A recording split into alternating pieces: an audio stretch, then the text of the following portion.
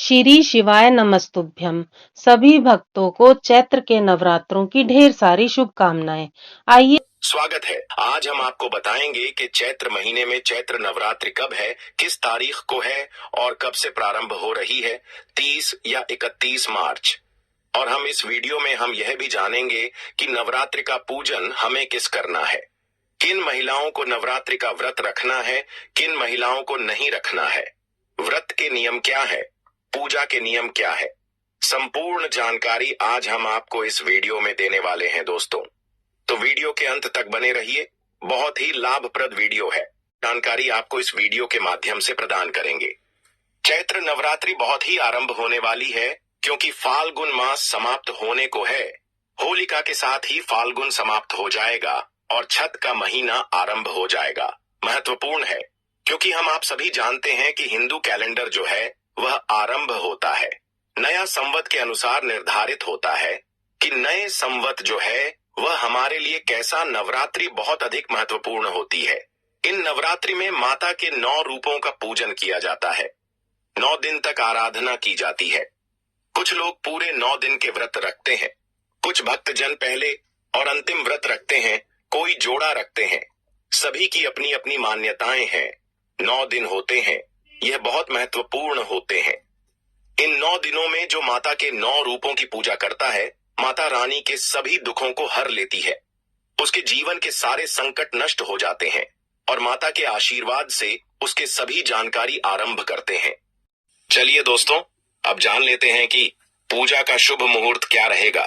चैत्र नवरात्रि 2025 का शुभारंभ 30 मार्च 2025 रविवार से होगा और समापन 6 अप्रैल 2025 रविवार को होगा।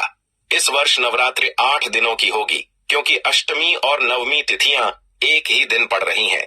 कलश स्थापना का शुभ मुहूर्त 30 मार्च 2025 को सुबह 6:13 से 10:22 तक अभिजीत मुहूर्त, दोपहर 12:01 से 12:50 तक।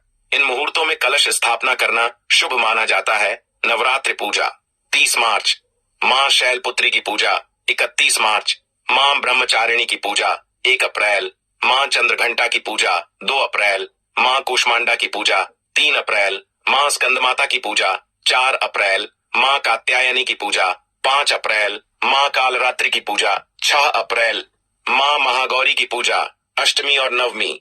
इस वर्ष मां दुर्गा का आगमन और प्रस्थान दोनों हाथी पर होगा, जिसे शुभ संकेत माना जाता है। हाथी पर मां के आगमन से धन धान्य में वृद्धि होती है। नवरात्रि के दौरान मां दुर्गा के 9 स्वरूपों की पूजा अर्चना करने से भक्तों की मनोकामनाएं पूर्ण होती हैं। दोस्तों, आपको इन 9 दिनों में नवरात्रि माता का आशीर्वाद जरूर ही प्राप्त होगा। आपको चैत्र नवरात्रि के पहले दिन क्या करना चाहिए, किस प्रकार से आप माता का आशीर्वाद प्राप्त कर सकते हैं।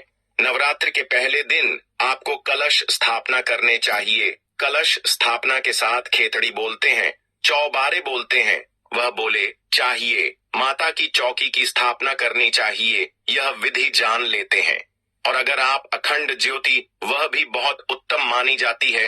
अखंड ज्योत, खेतड़ी तथा कलश स्थापना, यह 3 प्रमुख कार्य हैं जो आपको प्रथम दिन करने चाहिए और साथ ही आपको व्रत पूजन आदि का संकल्प करना चाहिए। इसकी विधि जाने उससे पहले आवश्यक है कि यह सामग्री बताएं आपको कि क्या क्या सामग्री आपको इस दिन लगेगी, जो आप समय से लेकर प्रथम नवरात्रि का आता है, जिसमें जावरा बन के लिए एक मिट्टी का पात्र या फिर घड़ा लेना चाहिए।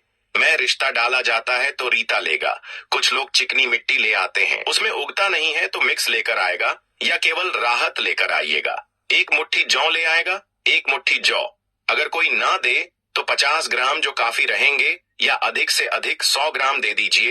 पूजा के लिए मां दुर्गा की तस्वीर या फिर मूर्ति ले लीजिएगा। अखंड ज्योत जलाने के लिए एक पात्र चाहिएगा। एक बात भी चाहिए कि थोड़ी हुई ले लीजिएगा। अखंड ज्योत आप चाहे तो किसी बड़ी कटोरी में भी बनाकर जला सकते हैं, अन्यथा आप एक बड़ा दीपक ले सकते हैं। अखंड ज्योत जलाने के लिए अगर आप 9 दिन तक जलाना चाहते हैं तो उसमें करीब 1 किलो की कम से कम लगेगा, तो वहां आप लेकर रख लीजिएगा। कलश स्थापना के लिए कलश ले लीजिएगा। मिट्टी का काला सांप ले सकते हैं। मिट्टी का कलश नहीं तो आपके पास किसी धातु का कलश यदि आपके पहले से है, लौट आदि को भी कलश के रूप में आप घर में प्रयोग में ला सकते हैं। स्थापित करना है जहां पर जाता वाला नारियल मिल जाता है, इसमें पानी भी निकलता है, तो वह प्रयोग में आता है। दिया की बात करेंगे, दूर दराज के क्षेत्र की बात करेंगे, तो वहां पानी वाला नारियल नहीं मिलता है, वहां नारियल मिलता है, पर वह सूखा नारियल मिलता है। आप वह नारियल भी प्रयोग में ला सकते हैं, क्योंकि वहां वही उपलब्ध होता है। वैसा नहीं है कि कोई बोली कि नहीं जाता वाला पानी वाला नारियल ही लगेगा। जिन क्षेत्रों में उपलब्ध नहीं होता है, नारियल लीजिएगा, चुन्नी ले लीजिएगा। कलश के अंदर क्या चीज डालेंगे? माता लक्ष्मी की सदा आपके घर में विद्वान रहती है, इसीलिए यह बहुत आवश्यक है। हल्दी की गांठ डाल दीजिएगा, चांदी का एक सिक्का ले लीजिएगा, या सामान्य सिक्का भी ला सकते हैं। जो प्रयोग में उसमें डालेंगे, अक्षय तुंगी सुपारी उसके अंदर डाली जाएगी और थोड़ी सी दूर्वा उसके अंदर डाली जाएगी। यह सामग्री है जो आपको कलश के अंदर डालने के लिए लेकर आएंगे। एक लकड़ी की चौकी अभी आपके पास हो तो बहुत स्थापित करेंगे। चौकी पर बचाने के लिए आपको एक बूस्ट जरूर ले लेना है। आप चाहे तो पीले रंग का ले सकते हैं, लाल रंग का ले सकते हैं। इसके अलावा आप और कोई रंग ना ले तो अच्छा रहेगा। माता के श्रृंगार की सामग्री आपको अवश्य लानी है। माता के श्रृंगार में सुंदरी लेना है, चूड़ियां ला सकते हैं, लिपस्टिक ला सकते हैं, बिंदी ला सकते हैं, कुमकुम रोली आई, तो आपको चाहिए यह सामान श्रृंगार के रूप में माता को अर्पित करेंगे। वह सब आएगा पूजा के लिए। आपको क्या चाहिए पूजा के लिए?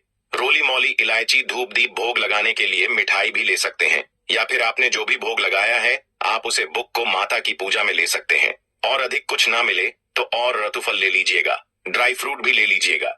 यह सामग्री है जो आपको प्रथम दिन जब आप पूजन आरंभ करेंगे तो आवश्यकता होगी, क्योंकि आप कलश स्थापना भी करेंगे। आप कल स्थापना के साथ माता की अखंड ज्योत जलाएंगे तो दीपक बाती ले लीजिएगा। पूजा के लिए बैठेंगे, एक लोटा लीजिएगा, तांबे का या पीतल का, उसमें पहले गंगा जल डालिएगा, उसके बाद आप शुद्ध जल से उसको भर लीजिए। गए। अब हम पूजन की तरफ आगे बढ़ते हैं कि आपको कैसे पूजन करना है, कैसे स्थापना करनी है। सबसे पहले तो उसे स्थान का पवित्र कारण होता है जहां पूजन करेंगे। जो आप लाए हैं वह सब का शुद्धिकरण होता है, पवित्रीकरण होता है। तो आप पूर्व दिशा की ओर मुख करके बैठ जाए। सबसे पहले हम उसे स्थान का शुद्धिकरण करेंगे जहां पर हम चौकी की लगाएंगे माता की पूजा के लिए। उसके लिए आपको थोड़ा सा जल ले लेना है सामग्री पर, और आसपास जो भी स्थान है जहां पूजा करनी है उसे सब पर वह जल पुष्प से छिड़कना है और मित्रों का उच्चारण करना है। इस प्रकार हम उसे जगह का शुद्धिकरण कर लेंगे। प्रकार से आप सभी स्थान को पवित्र कर रहे हैं, शुद्ध कर रहे हैं, सामग्री को अपने शुद्ध कर लिया है। अब आप चौकी लगाइए। माता की चौकी पर सफेद या पीला वेस्ट बिछाइए। ये चौकी नहीं है तो जो भी उपयुक्त स्थान है जहां पर आप जो चलने वाले हैं, खिचड़ी होने वाले हैं या कल स्थापित करने वाले हैं, उन पर सबसे पहले माता की तस्वीर को हम स्थापित करेंगे, माता को विराजमान करेंगे। अक्षत लीजिए, माता को आसन के रूप में आकर दीजिए और वहां पर आप माता की तस्वीर या प्रतिमा जो भी आपके पास है वहां रख दीजिए, विराजमान कर दीजिए।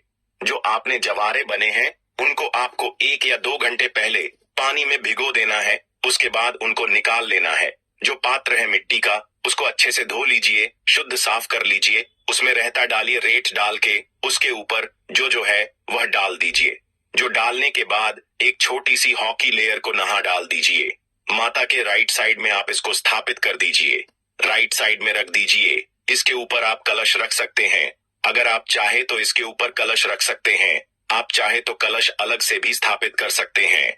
अगर आप अलग से कल से स्थापित करें तो कलश के नीचे पहले या तो चावल रखिए या गेहूं रखिए और उसके ऊपर आप कलश को विराजमान कीजिएगा। कलश गंगा जल मिलाइए। जो कलश के अंदर डालने की सामग्री हमने आपको बताई थी उसमें प्रमुख रूप से हल्दी की गांठ, साबुत हल्दी, 1 रुपये का सिक्का या चांदी का सिक्का, कमलगट्टे यदि आपके पास हो तो ले लीजिए। सुपारी अवश्य डाल दीजिएगा और दूर्वा आपके पास हो तो सुपारी सिक्का में हल्दी की आवश्यक है जो इसमें डाली जाती है, बाकी आवश्यक नहीं है। अगर नहीं भी हो तो कोई बात नहीं, ऊपर से ढक दीजिए। उसमें थोड़े चावल कर दीजिए पूर्ण पात्र में, उसके ऊपर। अब हम श्रीफल स्थापित करेंगे नारियल के ऊपर। आप चुनरी है तो चुनरी लपेट दीजिए, या फिर कलवा है या सफेद धागा है। उसको नारियल के चारों तरफ लपेट दीजिए और उसे स्थापित कर दीजिए। नारियल का जो मुख है ना, वह आपकी तरफ होना चाहिए। नारियल का मुंह आपकी तरफ होना चाहिए। इस प्रकार से उसको रख दीजिए कलर्स के ऊपर। अब आप जोत जलाएंगे तो जोत बना लीजिए। जो भी बात में बड़ा दीपक आप लाइन है, बड़े दीपक में बाटी लगाइए और वहां किस पत्र में लगाइए, उसके अंदर घी भर लीजिए। उसके नीचे भी आपको आसान स्वरूप चावल रखने होंगे। जहां पर आप ज्योत स्थापित करेंगे, जो कि हमें 9 दिन तक चलानी है, तो उसे ज्योत के नीचे आपको आसान स्थापित करना है। आसन के रूप में आप चावल ले लीजिए, थोड़े चावल रखिए और उसके ऊपर ज्योत को स्थापित कर दीजिए। भगवान गणेश की प्रतिमा स्थापित कीजिए। इस प्रकार से यह पूजा के लिए आपकी संपूर्ण जो वस्तुएं हैं, आवश्यक प्रक्रिया है, वह पूर्ण हुई है। अब हम पूजन आरंभ करेंगे। पूजन आरंभ में अखंड ज्योति का बड़ा विशेष महत्व है। आप भले ही पूजा पाठ ना करें, व्रत ना रखें, लेकिन अगर अपने माता के लिए अखंड ज्योति 9 दिन तक जला दी तो आपकी किसी भी प्रकार की मनोकामना हो वैसे गिर पूर्ण हो जाएगी और माता आपसे प्रसन्न हो जाएंगे और अपना आशीर्वाद आपको प्रदान करेंगे। इसके बाद हम व्रत का संकल्प करेंगे। संकल्प करने के लिए अपने सीधे हाथ में जल लीजिए, अक्षत लीजिए, 1 रुपए का सिक्का कम से कम रखिए। ओम श्री विष्णु श्री विष्णु श्री विष्णु 3 बार बोलिए। अपना नाम, अपना गोत्र, जिस स्थान पर बैठकर आप संकल्प कर रहे हैं वहां का मकान नंबर, क्षेत्र का नाम, शहर का नाम, चैत्र माह से शुक्ल पक्ष, आयाम, पुण्यतिथि प्राप्त है, चैत्र नवरात्रि स्थापना, अखंड ज्योत स्थापना, व्रत पूजन संकल्पम, संकरी से मुझे श्री विष्णु शरण शरण संकल्प माता के चरणों में अर्पित कर दीजिए। इसमें आप जो भी कर रहे हैं, हमने सारी चीज बोली है। आप जो कर रहे हैं, व्रत कर रहे हैं, तो व्रत के बारे में बोलिएगा। पूजन कर रहे हैं, पूजन के बारे में, उसका वर्णन भी आपको संकल्प में करना चाहिए। संकल्प एक आवश्यक प्रक्रिया है, तो उसका लाभ नहीं मिलता है। संकल्पित होकर ही पूजन करना चाहिए। इस प्रकार से है जैसे आप अपने खाते में पैसे जमा करेंगे तभी आपके पैसे आपके खाते में जाएंगे, ना यदि आप ऐसे ही किसी के खाते में जाएंगे। इसी प्रकार से जब आप पूजन कर रहे हैं, संकल्प में आपको लेकर ही संकल्प किया जाता कि पूजन करेंगे। सबसे पहले गणेश जी का पूजन किया जाए। गणेश जी का पूजन आरंभ करते हैं। सबसे पहले गणेश जी का आवाहन कीजिए। जयते गणेश जी महाराज की जय। गणेश जी का अपने आवाहन किया। अब हम गणेश जी का पूजन करेंगे। गणेश जी को आसन प्रदान कीजिए। आसन के लिए आप अक्षत वहां पर अर्पित कीजिए। एक जल दीजिए। ऐसा कीजिए, कोई कटोरी गणेश जी के सामने भी रख दीजिए। सभी जगह पर एक पत्र रख दीजिए। 1 चम्मच से जल छोड़ने जाएगा। इसके बाद आपको गणेश महाराज गैरोली कुमकुम से तिलक लगाना है, धूप दिखाना है और एक फूलों की मामला अवश्य ही चढ़ा देना है। इसी के साथ साथ आपको गणेश जी को लड्डू का भोग लगाना है, क्योंकि गणेश जी को लड्डू बहुत ही अत्यंत प्रिय हैं। इस प्रकार आप गणेश जी गजानन महाराज की पूजा कर लेंगे। इसके बाद आपको माता का पूजन करना है, माता का पाठ करना है। ऐसे में यह चीज घर में लाने से माता रानी खुशी खुशी अपने घर में चली आती है। इस चीज को घर लाने से माता रानी अवश्य प्रसन्न होती है। यही चीज नवरात्रों पर घर में लाना बहुत ही शुभ और मंगलकारी माना जाता है। तो चलिए जानते हैं। भक्तों, नंबर 1, 16 श्रृंगार का सामान नवरात्रि के दौरान घर में लाना बहुत ही शुभ और मंगलकारी माना जाता है। ऐसे में घर के बने मंदिर में रखने से जन्म जन्मांतर की गरीबी मिट जाती है और माँ दुर्गा की कृपा सदैव घर पर बनी रहती है। पूरे वर्ष माता रानी की कृपा आप और आपके परिवार के ऊपर बनी रहती है। शास्त्रों में बताया गया है कि नवरात्रों के दिनों में 16 श्रृंगार का सामान घर के मंदिर में होना बहुत ही शुभ और मंगलकारी माना जाता है। या आप जिस जगह घर में माता की आसन नवरात्रि व्रत करने के लिए स्थापित कर रहे हैं, उस जगह पर 16 श्रृंगार का सामान रख दें। ऐसा करने से माँ दुर्गा की कृपा सदैव घर पर बनी रहती है। मित्रों, नंबर 2, सोना चांदी या तांबे के सिक्के जरूर रखें। शास्त्रों के अनुसार सोने चांदी या तांबे से बनी किसी भी धातु को खास तौर से नवरात्र के 9 दिनों में पूरे 9 दिनों तक घर के मंदिर में रखने से बहुत ही शुभ और मंगलकारी माना जाता है। नवरात्र के दिनों में सोना चांदी तांबे घर में लाने से इसका फल कई गुना बढ़ जाता है। इसीलिए सोना चांदी या तांबे के सिक्के माता रानी के पास अवश्य रखें। इससे माता रानी बहुत प्रसन्न होती है। भक्तों, नंबर 3, शंख और गंगा जल धर्म शास्त्रों के अनुसार नवरात्रों के अवसर पर शंख घर में जरूर लेकर आए। माना जाता है कि जिस घर के मंदिर में शंख नहीं रखा होता तो वहां पर देवी देवता कभी वास नहीं करते। शंख का सनातन धर्म में बहुत ही बड़ा महत्व होता है। नियमित शंख को बजाने पर कई गुना सकारात्मक ऊर्जा प्राप्त होती है और नकारात्मकता ऊर्जा को नष्ट करती है। धन की देवी माँ लक्ष्मी अति प्रसन्न होती है। वहीं धर्मशास्त्रों के अनुसार जिस घर के मंदिर में गंगा जल नहीं होता तो वह घर अपवित्र माना जाता है। गंगा जल मंदिर में अवश्य रखा होना चाहिए। यदि आप घर में गंगा जल लाने में असमर्थ हैं तो अपने आसपास किसी पवित्र स्थान, किसी तीर्थ स्थान का पानी लाकर घर में रखें। भक्तों, नवरात्रि में मां सरस्वती का प्रिय मोरपंख घर लाकर घर के मंदिर में रखने से कई सारे फायदे हैं। खास तौर से नवरात्रों के दिनों में मंदिर में मोरपंख जरूर रखें। ऐसा करने से मां दुर्गा बहुत प्रसन्न होती है।